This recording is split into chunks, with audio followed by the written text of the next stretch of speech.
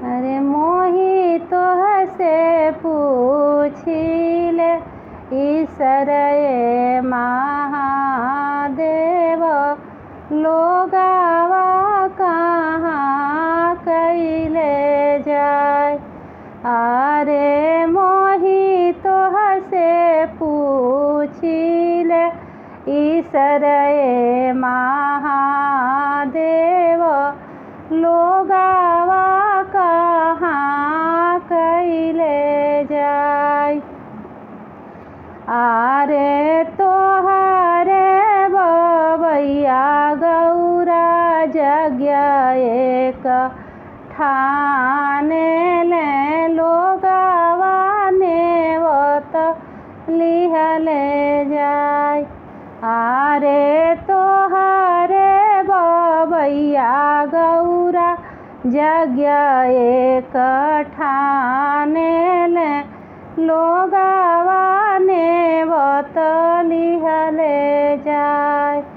आरे हमारे बबैया शिवजी जगी एक ठाने ले हमहु नेवत लिहले जाय। आरे बिना हो बोलावली गौरा नैहर जानी जइहा आदर ना होई है तोहार। आरे बिना हो बोलावली गौरा नैहर जानी जइहा आदर ना होई है तोहार।